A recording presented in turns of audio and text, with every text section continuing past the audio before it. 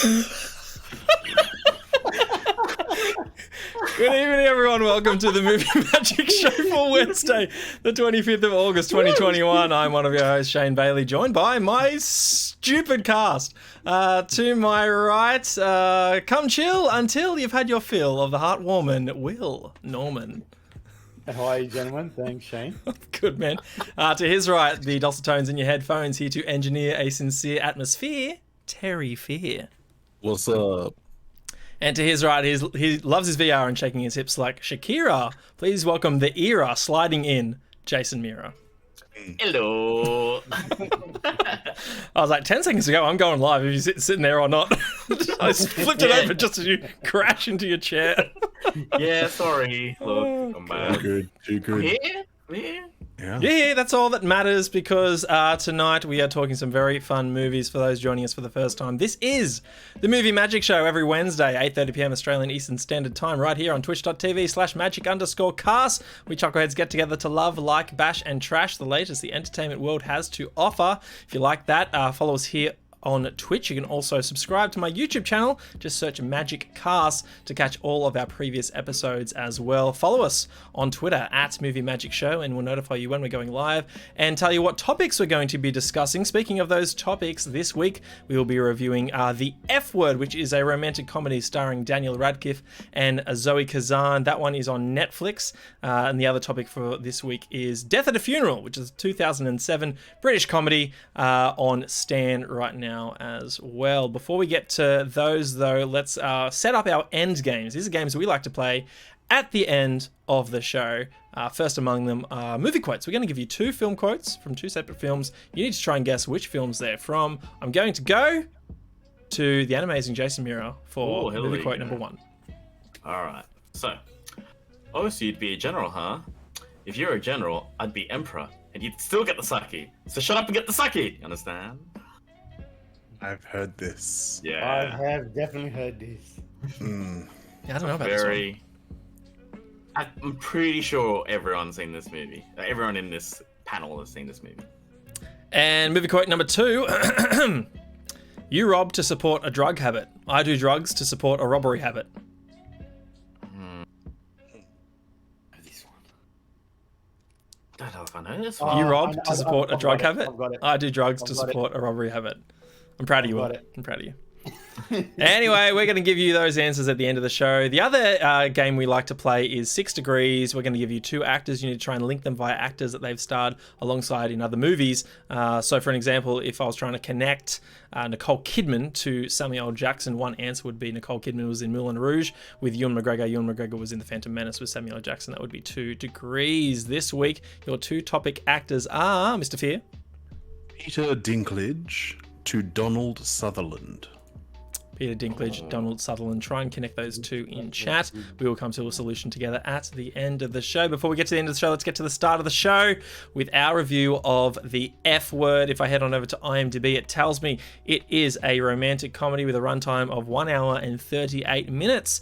And the synopsis goes, Wallace, who is burned out from a string of failed relationships, forms an instant bond with Chantry, who lives with her longtime boyfriend.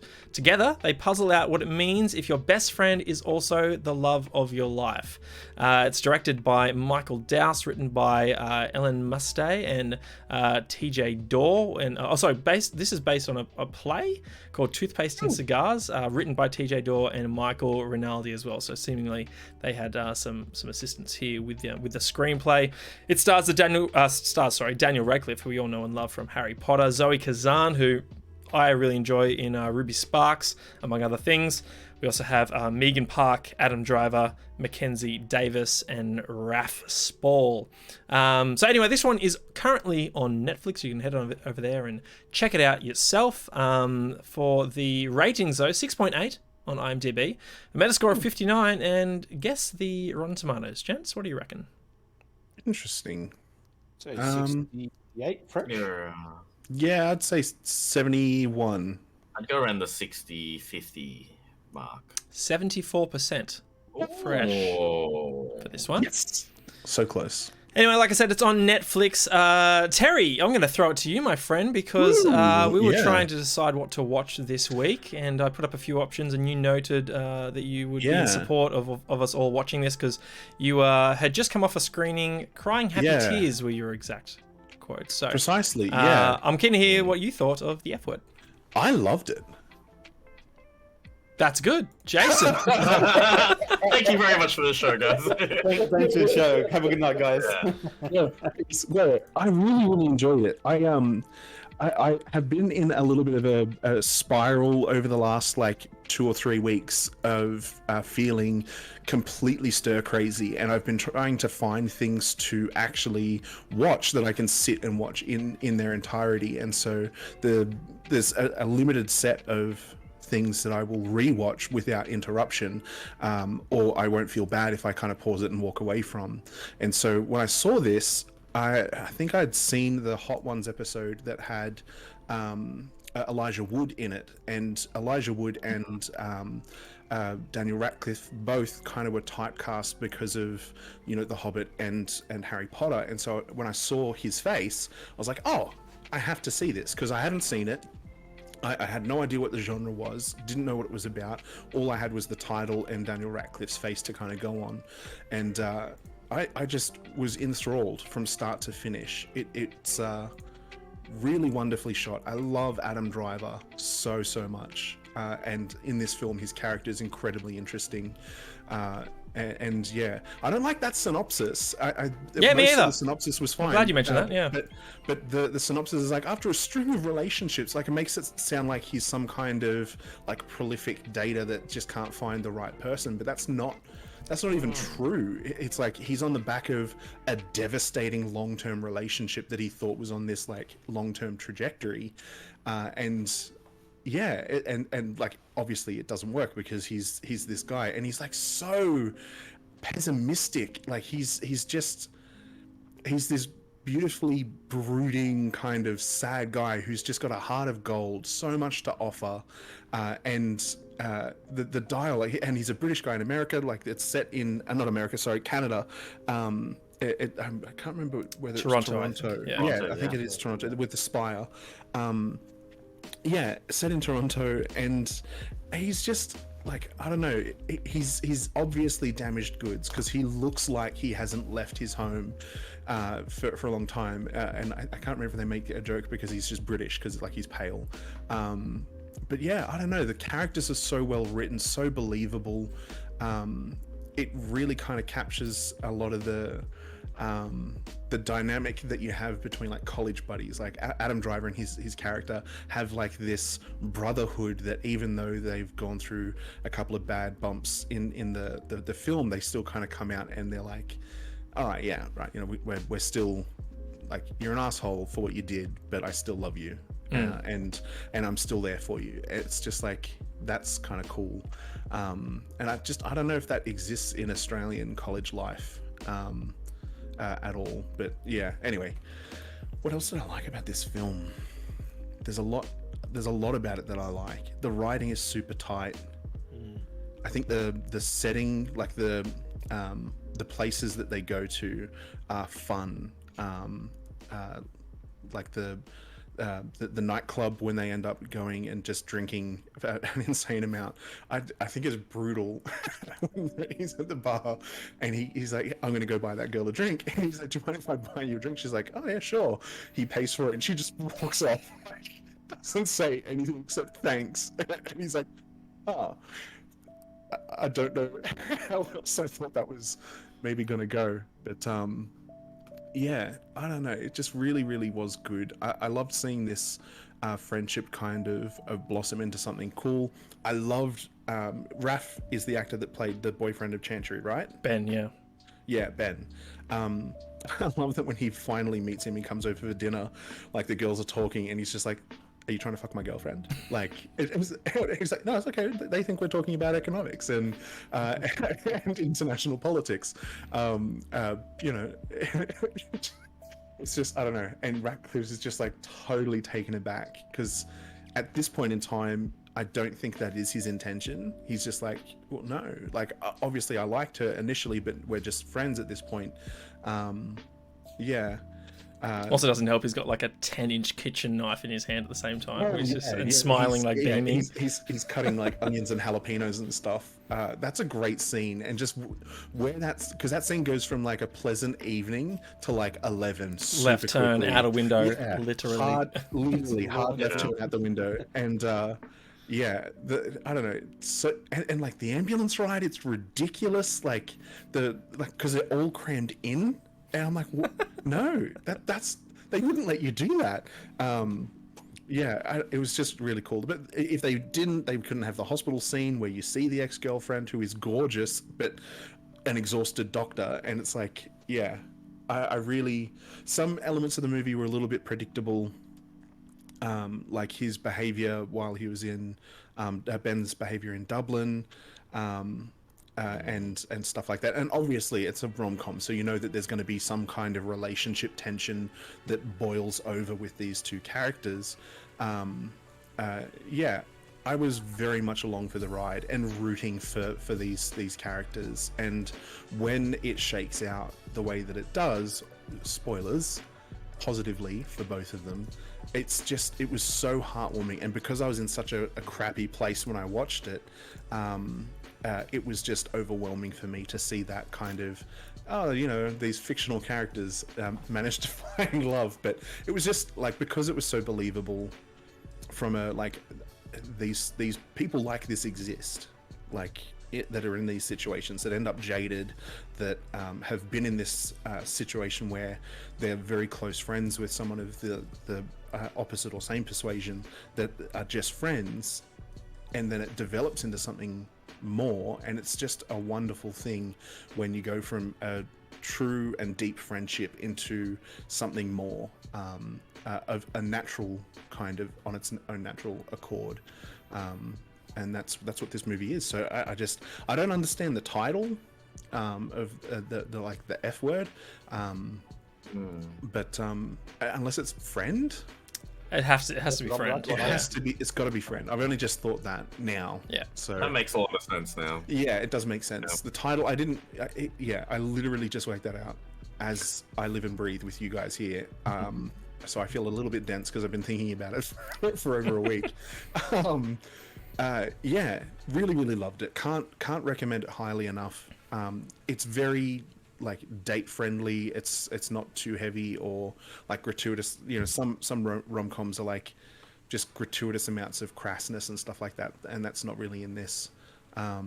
Yeah, really enjoyed it. Nice. 2 thumbs up. Mr. William, you just come off a fresh viewing of this one. What were your thoughts? Yeah, so I absolutely loved this movie. I thought it was really well done, and just to mimic what Terry said just at the end there, I liked the fact that it wasn't overdone, that it wasn't overacted. It's not like weird scenes that never happen in real life. Yeah. It naturally progressed, and I guess the reason why I liked it, and Terry, you're probably in the same boat, is it felt like we were on the journey with them together, because we probably experienced the same feelings we've had while they journeyed along their relationship. And I think that's what, I think the emotions are still fresh with me because I've just finished watching it. But it just felt like it was natural, and it just felt good watching it. There were so many things that I enjoyed. And before I start, I cannot stand Daniel Radcliffe. But you know what? I think this is the first film I've seen of his outside of Harry Potter. I know there are like quite a few that exist, but I just haven't seen them. Yeah, there's some really good ones. There are some really good ones. Yeah, and I think he performed this perfectly. He was suited for the role, and it just made me realize, hey, this guy's got talent. Because Harry Potter, I just felt jaded and forced, and the emotion didn't feel real. I mean, the entire movie franchise, it was probably a cash cow for everyone, and that's why they did it. But I think this was the breakout role for Daniel, and I think he absolutely nailed it. And I just loved the quirky perks where he's making out with her sister in the car, and then she pops up, and she's like, "We're never having sex ever," and she goes poof, and she disappears. She like ninja smoke bombs away. Yeah. And So I good. laughed so hard. Yeah. And I was watching it on my iPad because Kim was using the TV, and I grabbed my iPad and I was like, "Babe, you have to watch this scene." And I showed it to her, and she lost it as well. So it was a scene where I was It was a movie where I was laughing along the way out loud. I was smiling in the right places. You know, Yeah. when they're at I'm not going to spoil it, but when they're at the beach and you know things Yeah. take a twist and. You know, Yeah. I'm just like, oh, I'm rooting for you guys, like literally and figuratively. You know, it's just, I really wanted them to, you know, to continue on that road, and it wouldn't be a rom-com if there wasn't a natural fight in there, and I knew it was coming. So Yeah. I think they played it off really well. The fight wasn't forced, wasn't over the top. It was a disagreement. The whole Dublin scene. It could have done without the Dublin scene, but I guess it had to happen so the next scene took place and so on and so forth. That's the only I think gripe I had with the movie, but other than that, I loved it from start to finish. It was fantastic. You know, I love the little scene where he's making words at the fridge because he's just such an awkward dude to be around, and you know he's finally met this chick who finally gets him. Yeah. And you know, it was just a roller coaster of happiness and you know tenseness in the tense scenes. And Adam Driver, that like I think he was the opposite of Daniel's character in the movie, and I think what's his name, Wallace. I think he was the opposite of Wallace in the movie, and I think that's why they paired so well. Is he was this like crazy guy who marries this chick on a whim. And you know that scene where he's sitting at the table and he's like staring at him, and they're just like, "I want to grind your bones to dust and put it on my sandwich," and he's like, just staring at him, just eating each other's face. It was just, I think I was in tears at that moment of laughter because that was just such a funny scene, and it was great from start to finish. I loved it, like all the thumbs up in the world. You gotta guess. I just want to add, my favorite scene between those two is actually when they're going engagement ring shopping for Adam Driver's character. That whole, like, these are your options. Like, that whole conversation, love it. Absolutely love it. It's super funny, but also kind of, it's a real-ish kind of conversation. Obviously, it's 100%. still a movie, but yeah, love it. Yeah. Mr. Mira, to you, sir. Wow, everyone's really high on this film. I feel like I'm gonna poo-poo it. No, that's fine. Do it, man. Okay, You don't have so to enjoy the same things as us. So here's the thing. I'm You lean could be forward a wrong. bit. I enjoyed the film, but I have some problems with it. Sure.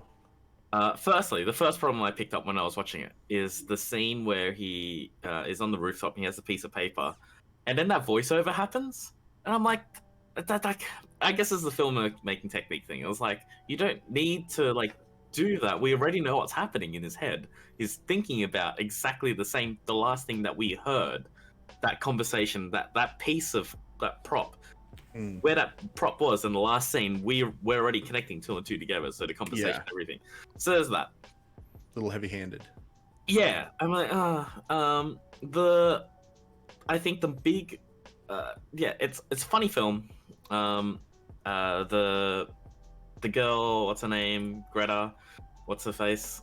That's probably not her name. Chantry, was really, really cute. Greta. Thought she was good. I saw Mackenzie Davis in it. I was like, I love her. Love Adam Driver. Adam Driver's best, and this is the movie where I realized that this is where that like meme came from, where he's like talking to him about, you know, Darth Vader has conquered the whole universe, and the Dark Lord couldn't even like conquer like a school. So that's where that quote came from. I guess the biggest like problems I have with it is like the moral like question of like Wallace's character is trying to get in between Chantry and Ben's relationship and kind of like wiggling his way in between the two of them, and they've been in a relationship for like 5 years. They're very, very happy. It's like not really his place to like say anything about it, you know? Like, sure, you might have really, really strong feelings about her, but then just let it go. You're feeling like, it's like you're feeling your feelings for her are starting to get to a point where you're starting to obsess over her.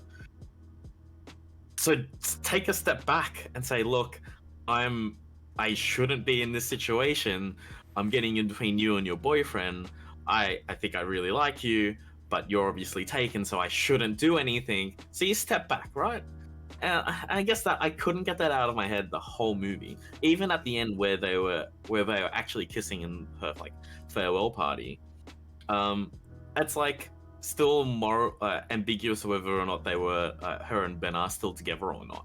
You know, like it's still there's no like, oh yeah, we've broken up now. So it's like I couldn't get that out of my head.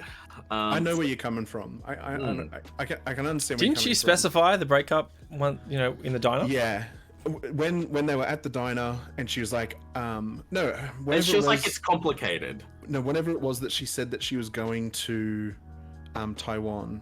Yeah, in the diner. Yeah, and maybe it's not 100% clear, but the fact that she made that decision. Yeah, I agree. It's she's messy. allowed to make that decision, but doesn't make doesn't mean that she's not like what.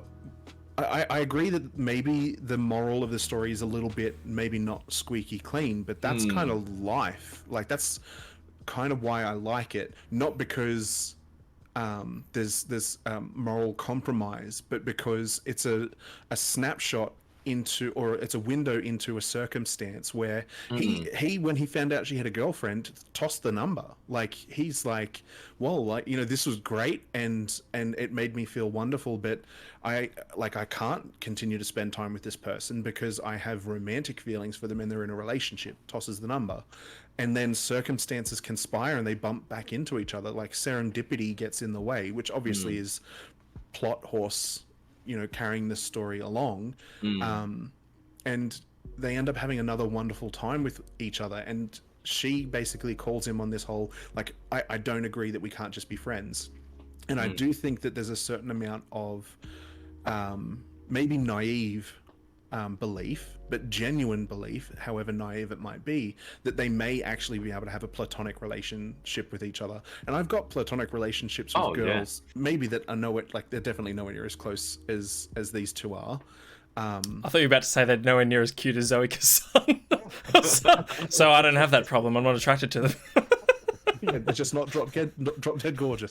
No, so the nowhere near as close as these two end up. It's not like we're spending multiple times a week like hanging out, but we have catch-ups for lunch and stuff like that, and we've got independent friendships. Like, oh look, and there's nothing wrong with that as well. Exactly, and I think that it started innocently enough, but you are right. It certainly developed to a point beyond which he could confidently sit a lie detector test and say, I'm not romantically interested in this girl.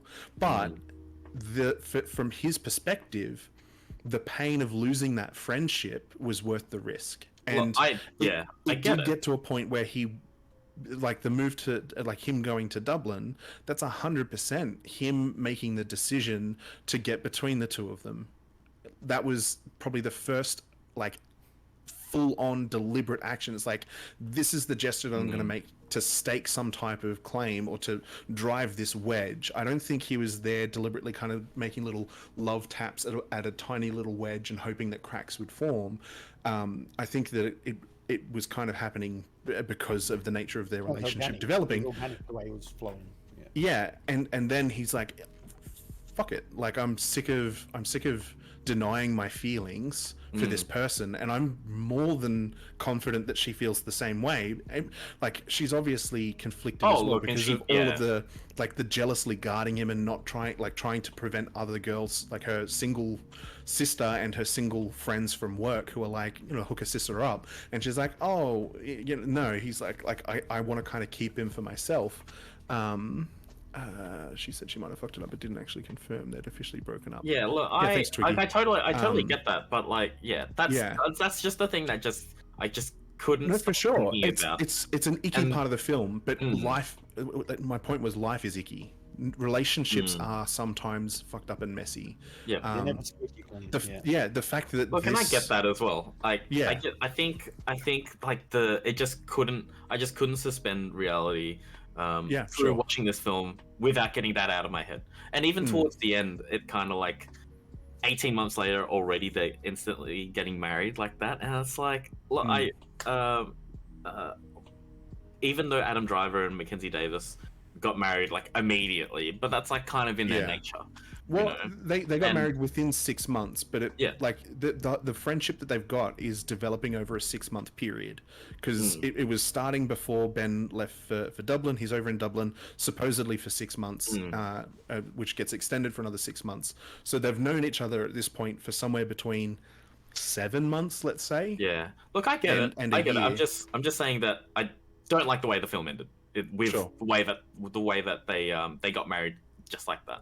I think for me it would have been more of a satisfying ending for me if they had just I think it would have been more satisfying ending for me if it wasn't a happy ending. I think I want to say, right. Because Jace, can I post something to you? Yeah. When what's her name? Or what's the love interest? Chantry. When Chantry went over to Dublin, right? Yeah. And busted Ben with that Portuguese lawyer. Yeah. There was nothing shady about that at all to you? So here's the thing. She has a best friend in Wallace, Daniel Radcliffe's thing. She doesn't really have any right to like get angry at Ben for having another best friend who's also a girl as well. They weren't doing anything. He was helping her when she was drunk. I think the circumstances are different though. Like, it's all just context. It's all just context. Like, for sure. It's it's just the image of and what we as a moviegoer experience in that moment as well. It's just like you see boyfriend while the girlfriend is overseas, coming home with a very attractive drunk girl, like arms around each other, like that. Like that's what you're meant to feel. But his immediate guilt response. His immediate guilt response is the thing that to me is shady. It's like he's like I'm supporting this person. He doesn't stand by that. He's immediately like, this doesn't look good.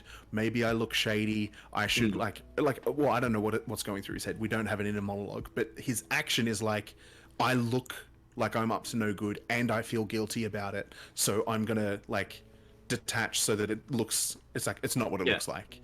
And that's fine. But look, and they have that. I don't know about the feeling guilty part. I think he just knows how Chantry's feeling in the moment, and he's trying to diffuse the situation as as quickly as possible. I'm not sure he feels guilty. He just understands what's going through her head, so he's going to do everything he can to diffuse it. Maybe.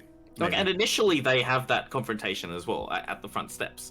But then in the next scene, like you can see that they've spoken about it, and like when they're inside, and they're okay, cool, she understands, and that's fine. But we have that initial response as well as her. But in the same token, like I said before, like he's not allowed to have best friends that are females as well. He is, like they talk about it. He is. Yeah, exactly. Yeah, I was just about to say you've just proved that her initial response was this, but so was his. Like Wallace comes over and he's like, "You trying to fuck my girlfriend?" Like, so I think he says, "Don't stick your dick in her vagina." Like, that's it. Yeah. So I think that they both have the same response and then have a conversation about it and probably move past it. So like that, there were a few moments where I had to jump out of my chair, like not jump out of my chair, but like stand up and just like do a bit of this.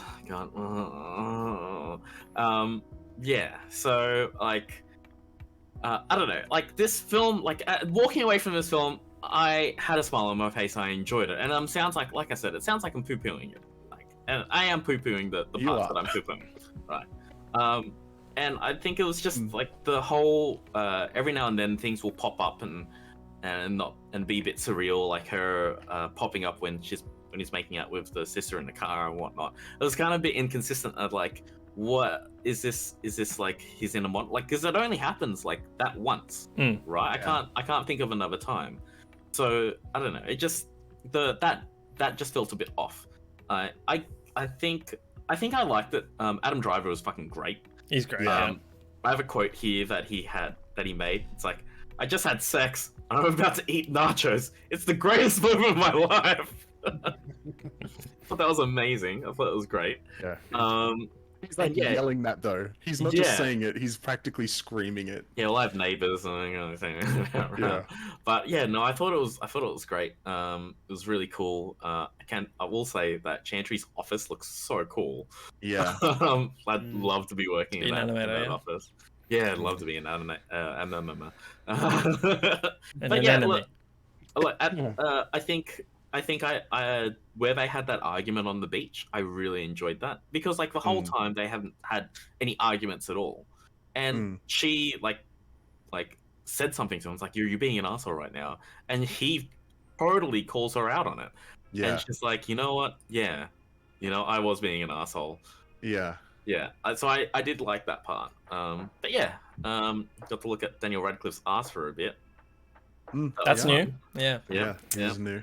I'll jump off so yeah. something that Twiggy just mentioned in the chat. Thanks for joining us, Twiggy. She says Adam Driver was the best part of that film. I will echo that. I think he's phenomenal in anything that he does. There are like so many movies outside of Star Wars at this point that I've seen him in, and I'm always impressed by what he does and what he can do. So yeah, we'll totally echo that.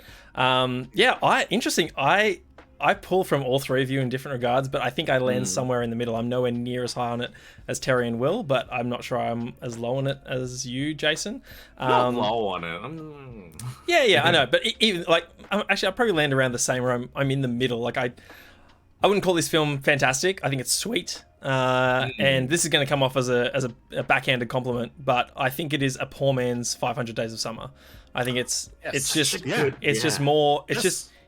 Its storytelling is far less elegant than that one. It tries to be quirky and offbeat, but also mainstream. So yeah, you do get these weird moments with like you mentioned, Jason, where Zoe's character appears in the imagination of Daniel's character, in imagination of Wallace. Sorry, but that's just a one-time thing that Whereas 500 Days of Summer, it has this quirky, creative, fourth wall breaking stuff happening all the time, right? It's using all these different cinematic devices to add this cool twist or explore its themes in unique ways, like the expectation versus realities, or that whole sing dance number where he has sex with Summer for the first time, and he's like dancing down the streets, and there's like animated birds and shit. It's like out of a Disney film. That's happening every 5-10 minutes in 500 Days, where it happens in this like 3 times. There's a bit at the start where he throws the paper away, and then the drawing animates into something pretty, and that happens once, and I think it happens later on in the film. And you get that weird sequence when he's making out with Chantry's sister. So overall, I'll just bring it back to my, I suppose, main gripe with I wouldn't say gripe, but I just think if it did not have a happy ending, it would be a much more interesting film. And I kind of wish it just had like maybe a different happy ending. And it's probably just, again, coming back to the comparison of 500 Days of Summer, where it is a holistically positive ending for all characters involved, but it's not the happy ending that the audience, most of the audience, would want or expect. And I think for the most part, this film is just a bit too predictable and inelegant, like I said, in its storytelling. Yeah. And also, I think just by my very nature, I've like in recent times, not recent times, I would say over the last like maybe 5 years, become just like a bit more like Wallace. I'm a bit more cynical about like love and relationships, and that's just totally a personal thing that like flavors my experience of this film. So when I see it's kind of like my conflicted feelings also about La La Land. Like I love La La Land, I love the way that film ends, but I also think that it does a fantastic job of sort of telling the story of the pursuit of success and happiness through cinema and through film and through acting, and then like the struggles and the realities of that, but then also just to give Mia, in Emma Stone's character, all the success in the world as well. It's like you kind of go against the picture that you painted for this entire journey that I was along for the ride for, but you take this weird left turn at the very end, and all of a sudden you sort of become the thing that you swore not to be. You know what I mean? Like as a weird way to put that. So yeah, all in all, I'm just like, I wasn't a huge fan of the ending, which kind of left a sour taste in my mouth, and I just wish it did things a bit more interesting. I think it suffers from its mainstreamness just a bit too much. But I will echo a lot of the thoughts that you and Will and Terry mentioned. Like, yeah, these characters definitely feel real. I love, like the conversations just, they flow and the chemistry is there. Do. And just almost all the relationships, right? Like Chantry and her sister, and Wallace and Adam Driver's character, and Wallace and Chantry, obviously great chemistry there also. So yeah, I think for the most part all the pieces are there. It just didn't, I don't know, it just didn't come together towards the end in the way that I would have liked. Quick question: did you guys get a feeling at all that you had seen the sister in anything else before? Yeah, I've seen her in stuff. Yeah, who is she? She is I recognize her from the newsroom. She is the second runner-up to like Miss Oklahoma in that episode. In the when Second runner-up. when Will McAvoy's interviewing the three people about the new there was legislation for what was it? Anyway, can't remember. But yeah, I was kicking myself the whole film until I had to look it up at the very end. I've never seen 500 Days of Summer. Oh, Will, you're missing out. So if you like this film, oh jeez. Yeah. Like when 500 Days is a masterpiece. When you said backhanded compliment, this reminded you of 500 Days of Summer. It kept popping into my head that was the movie that I think I'd be comparing this to. And it's the same thing about Fury. We kept comparing that to Saving Private Ryan, and it's like, if we're comparing it to arguably one of the best World War II films of all time, it must be good, even though it's not as good. The fact that that's what we're kind of, it's almost like this did it better, but not much else we can think of did it better. So I love that backhanded compliment, because I agree with it wholeheartedly. This is not as good as 500 Days of Summer, not even close, but it hits a lot of the same kind of beats for me. We're watching that next. That's your homework. Yeah. 500 Days of Summer? Next film night. Definitely. Yeah. Next week, 500 Days of Summer. Joseph Gordon-Levitt. Oh, do you want to review it next week? We'll review it next week. Oh, it's not. Sorry, I thought that's what we were saying, but We'll review it eventually. We'll get there. Yeah. Yeah. I like it. That movie like has too many things that remind me of too many. Oh, this particular girl. Jason, I see pain pouring from within you as you say that sentence. It's just too many.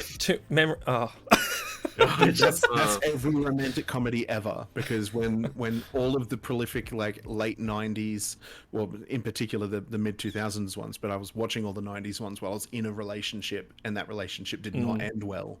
And so like every time I think of like 27 Dresses, I think of where I first saw that film, and I'm like, yeah, that was at that person's place. It's not the watching it. It's not the watching it with someone. It's like the journey that JGL goes through in 500 Days just hits too close. But I don't watch Fight Club because I did watch it with someone else. That's a movie I won't watch again. Anyway, enough about our own sad relationships. This that is the F Word. You can find it on Netflix right now. It's also known as What If in some territories, so be sure to look for it there.